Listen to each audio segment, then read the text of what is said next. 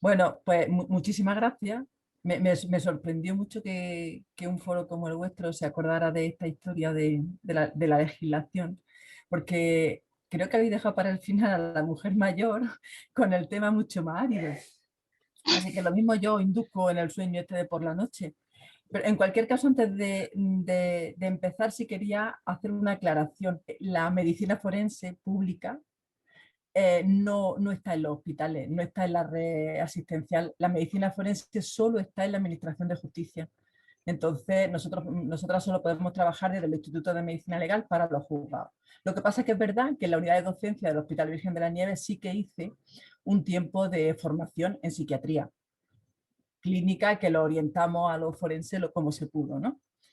Y es un tiempo al que yo estoy muy agradecida a lo asistencial. Pero bueno, mi tema es un poco introducir por qué una legislación de salud mental. Y yo creo que voy a recoger todo lo que habéis dicho esta tarde y en concreto lo que ha estado diciendo Umbelina. Es decir, a ver, estamos tristes, no sé, tenemos ansiedad, tenemos un trabajo tan precario que no le podemos dar de comer a nuestra familia. ¿Cuál es la respuesta que nos dan? Un ansiolítico. No hay otra posibilidad de otra respuesta que no sea lo farmacológico. O yo tengo un trastorno mental o una enfermedad mental diagnosticada. No existe la administración pública algo que me desarrolle a mí personal y profesionalmente. Solo es la etiqueta y el tratamiento. Y ahora, por ejemplo, con el tema con la pandemia de COVID-19, que ha dejado de manifiesto muchísimas cosas, pero deja de manifiesto algo muy claro, y es la falta de cuidado. Y en concreto, la falta de cuidado en salud mental. Eso ha quedado patente, porque lo que se ha puesto de manifiesto en la pandemia es el aumento de trastornos mentales que han aparecido, como habéis estado diciendo, o bien que se han agudizado o que se han complicado los que ya existían. Y de todos estos factores que estamos diciendo, ¿no? Que se está explicando hasta ahora: soledad, aislamiento, miedo, inseguridad, precariedad laboral, riesgo para el futuro, inestabilidad laboral.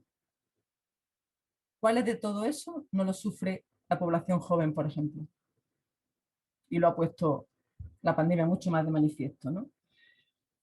Ya hubo un intento, ya hubo un registro de ley de salud mental en el 2019. Lo que pasa que, como terminó la legislatura antes de tiempo, pues no se pudo hacer el trámite. Ahora es verdad que la pandemia, con todo lo que ella ha puesto de manifiesto y todos los defectos antiguos que ya venimos, que lo han dejado bastante claro, Melina, la urgencia de la ley es muchísimo más clara, ¿no?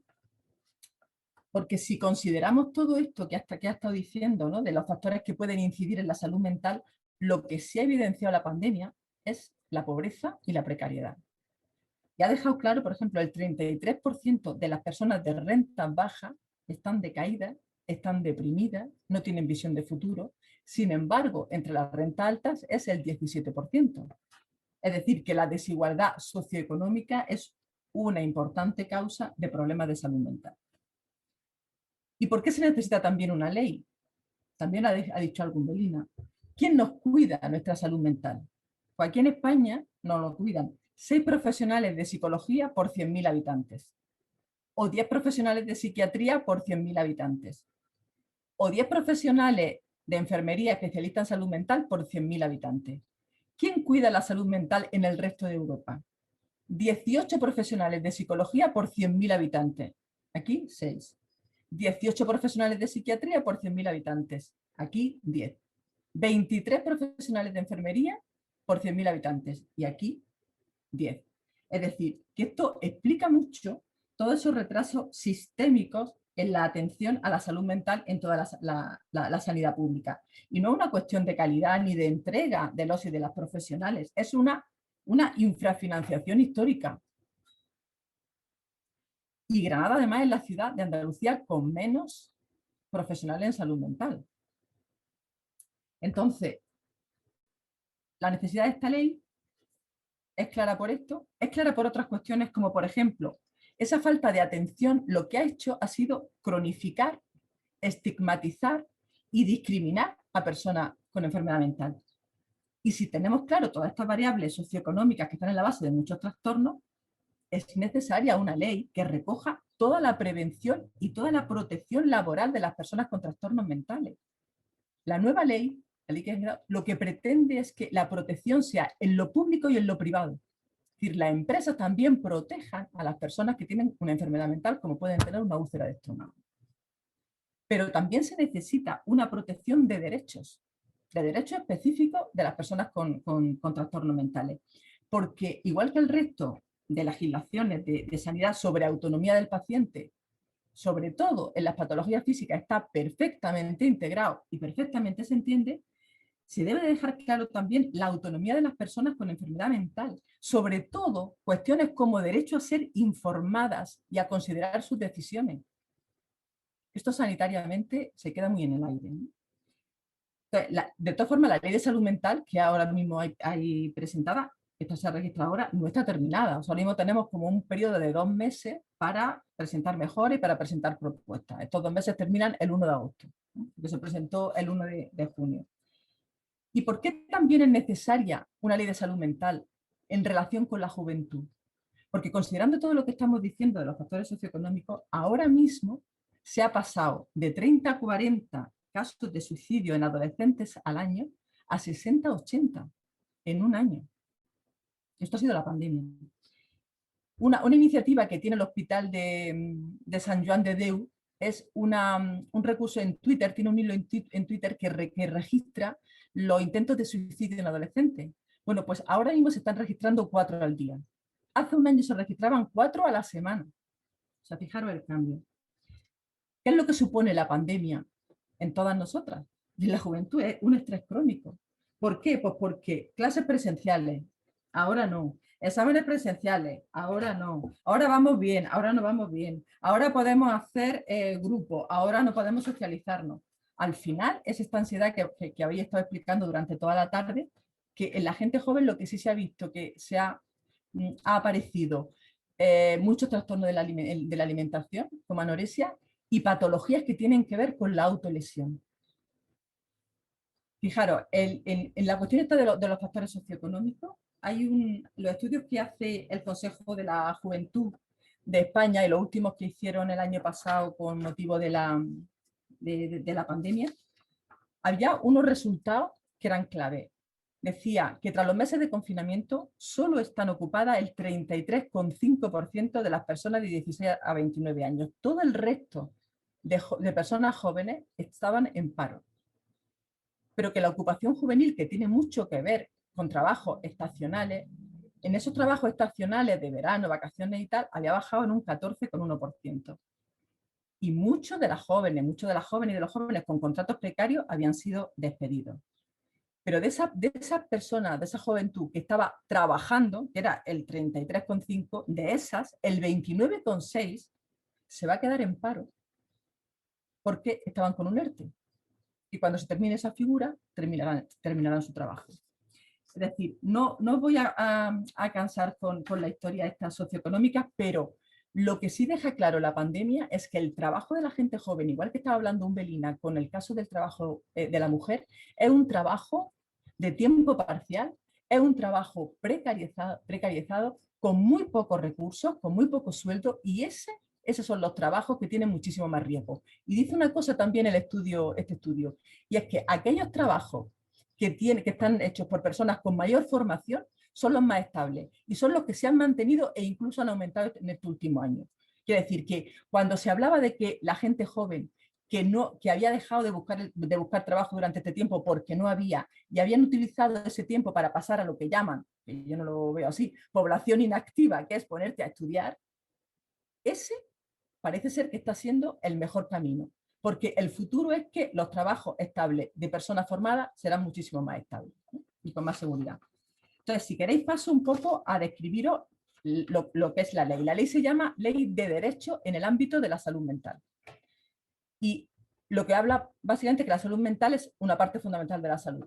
Lo ha dicho Melina, si no hay salud mental no hay salud. Bien, ¿os acordáis? No acordaréis porque habéis nacido en ese tiempo. En los años 80 hubo una reforma psiquiátrica y eso fue el boom. El boom. Bueno, pues Lo que no se hizo en los años 80 es lo que realmente viene a recoger esta ley de 2021, que si se aprueba se llevará a cabo. Porque en aquel tiempo, en el año 80, lo que se hablaba era de no hacer tanto tratamiento farmacológico y potenciar la promoción y la inclusión social y comunitaria. Y no se ha hecho, no se ha hecho. Lo hemos visto que los problemas de estructura y de recursos humanos son también muy importantes, es decir, no tenemos personal ni recursos para hacer la atención que se requiere, que es la atención comunitaria, la atención en la comunidad, en su lugar. ¿No? Eso ya hemos visto que tampoco tenemos recursos. ¿Quién ha hecho ahora mismo, hasta ahora en este tiempo, quién ha cubierto esa salud mental? Realmente las familias. O sea, las familias desde el ámbito privado son las que han contenido el problema, dedicando su tiempo, su dinero y sus cuidados a los familiares que tenían con algún problema de trastorno mental. Y no parece muy razonable que sea el ámbito privado quien se encargue de garantizar los cuidados y el tratamiento de la salud mental y de la respuesta a las necesidades que plantea la gente. Tenemos leyes que nos dicen cosas que son muy interesantes. Por ejemplo, la ley del año 86, la Ley General de Sanidad, ya te dice que todas las administraciones públicas tienen que estar orientadas a promocionar la salud, la educación sanitaria, a prevenir las enfermedades y no solo plantear la curación. Lo que se está haciendo ahora mismo es curación, fundamental. Pero te dicen que tienen que tender a la rehabilitación y a la reinserción social y que todo esto se tiene que desarrollar en la atención primaria. Y ya sabéis vosotras cómo está la atención primaria. Te dice que todas las comunidades autónomas, que son las que tienen la responsabilidad en salud, tienen que establecer herramientas útiles para que todo esto se desarrolle. Y no ocurre. Hay uno de los factores que siempre se incide en por qué esto no se ha hecho bien. Y es el tema de la participación. Porque en la creación de todos los programas no participan los profesionales, ni la familia, ni los pacientes. O sea, el tema de la participación en nuestro ámbito de la administración pública y en todos sitios es como un clavo ardiente. Vamos, es que no lo quiere nadie. Y cuando hacen las cosas para la gente, pero no con la gente, pues pasa esto, que haces cosas que a la gente no les interesa y no les llega y no les sirve. Fundamentalmente es que no les sirve. Hay otra ley, que es la ley 16 del 2003, que es la ley de cohesión y calidad del Sistema Nacional de Salud. Lo que dice esa ley es que viva donde vivas del territorio nacional, todas las prestaciones sanitarias se te van a dar. Esa es la ley que creó el Consejo Interterritorial que ahora conocemos tanto, ¿no? Pero fijaros, el poco consenso que hay en el Consejo Interterritorial y las desigualdades que hay según comunidades autónomas en las prestaciones sanitarias. Sí. Pero es que hay algo más que nos obliga desde hace tiempo, que es el Plan de Acción de Salud Mental de la OMS de 2013 a 2020. Ese plan tenía varios objetivos. Uno de ellos es que la fecha que tenían todos los países, incluida España, era 2020 para elaborar o actualizar sus legislaciones de salud mental. La hemos presentado en 2021, no sabemos si se va a aprobar. Otros objetivos que tiene y que nos obligan, que es por lo que se hace esta nueva ley, es que hay que aplicar estrategias de promoción y prevención en materia de salud mental. Y incide en las intervenciones tempranas dirigidas a niños, niñas y adolescentes. Y te dice que esas intervenciones tempranas tienen que ser científicamente contrastadas. No deben de tener un carácter farmacológico, sino un carácter más psicosocial o de otra índole. Se deben de hacer en el ámbito comunitario. Hay que evitar ingresos y medicalización. ¿Cuánto de esto estamos haciendo? En fin. Una de las prioridades como urgencia era la prevención del suicidio y otra urgencia era el tema, según la OMS, de la estigmatización, la discriminación y la violación de los derechos humanos. Los derechos humanos en el tema de salud mental brillan por su ausencia. Es simplemente la historia de la salud, del riesgo de la vida, de la salud, del riesgo de la vida, de la salud, del riesgo de la vida, y el tema de derechos humanos, de la capacidad de decisión, de tenerte en cuenta, ese tema está muy en el aire y bueno, por eso algo de eso tiene que ver con esta ley. Entonces, esta ley lo que habla en su objeto, en el objeto de su disposición primera, ¿no? Dice que lo que quiere hacer esta ley es establecer obligaciones de los poderes públicos para que esto sea una defensa pública, no privada, con el fin de lograr la plena participación e inclusión en la sociedad sin estigmatizaciones ni discriminaciones. Todos conocemos en nuestro ambiente quién es enfermo mental y quién no lo es. Bueno, quién no lo es, no. ¿Quién no tenemos la etiqueta? Por serlo. Pues, ¿qué principios tiene la ley? Tiene el principio de que todas las personas tienen derecho a adoptar libremente decisiones que afecten a su vida sexual y reproductiva.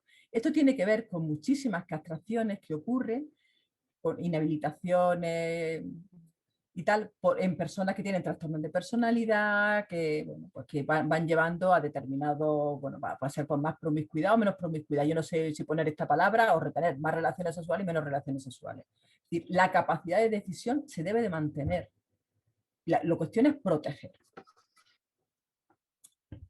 Otros principios son la equidad, el respeto a la dignidad, a la autonomía individual y a los derechos humanos. Deben de estar presentes en toda la atención prestada. Y hace una especial atención al derecho a decidir sobre la propia vida y el propio tratamiento, así como el acceso a sistemas de apoyo a la toma de decisiones que garanticen la autodeterminación. Esto tiene mucho que ver porque una persona que está en un delirio, en pleno delirio, la capacidad de decisión está muy limitada por ese delirio. Pero eso no quiere decir que no pueda contarse con ella, que no podamos hablarle desde ese delirio, que es su realidad, no es la nuestra, es la suya. Eso no quiere decir que no tengamos en cuenta cuál es su delirio, desde su delirio cómo decide y recoger toda esa información. Eso es distinto. Ahora mismo es que esto ni se plantea. No puedes decidir, no contamos contigo, no te vamos a preguntar y punto.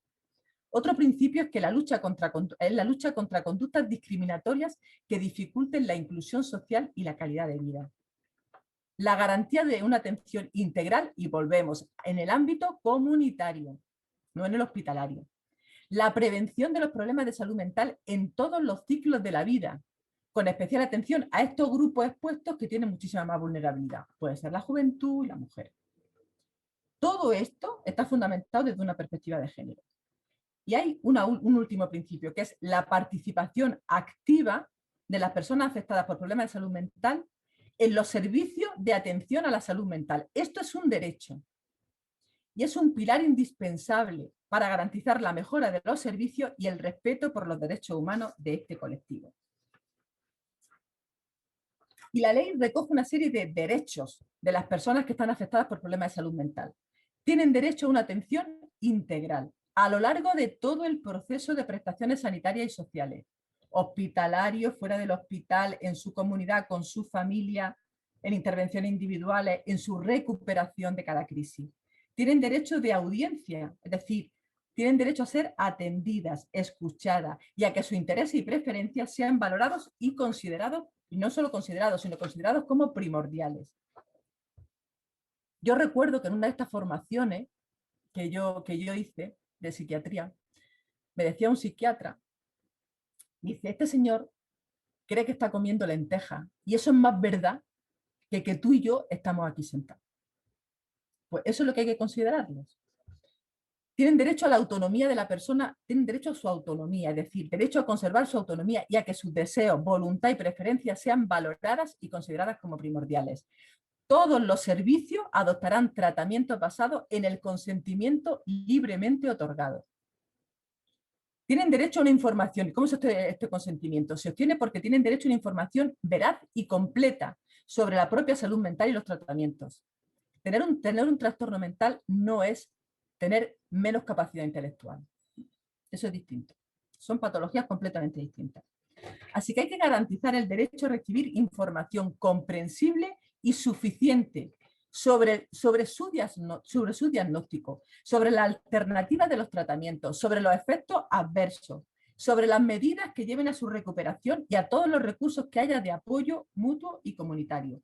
Esta información se dará verbalmente, pero debe de constar en la historia clínica. Y tienen derecho a algo que se llama... disculpa un momento, es que estamos muy mal de tiempo. Vale. No sé si en 2 minutitos y después a lo mejor seguimos completando en el debate. Pues venga, es os muy digo interesante. que vale, no, pero os digo, en esta legislación existe un capítulo dedicado exclusivamente a los derechos de los niños, niñas y adolescentes afectados por problemas de salud mental. Y lo que recoge fundamentalmente son todos estos derechos generales y además el derecho a una prevención primaria y a una prevención secundaria, específica para niños, niñas y adolescentes. Y hay otra cosa muy importante en esta ley que os viene al pelo. La necesidad de investigación. El deber de la administración pública de poner su dato epidemiológico al servicio de la investigación. Porque si no hay investigación, no hay posibilidades de nuevas políticas, no hay posibilidades de nuevas acciones, no hay posibilidades de ninguna mejora para las personas con salud mental. Así que ya está. Ahora os toca a vosotras hacer el trabajo, porque nosotros yo ya he terminado de investigar. Bueno, muchas gracias.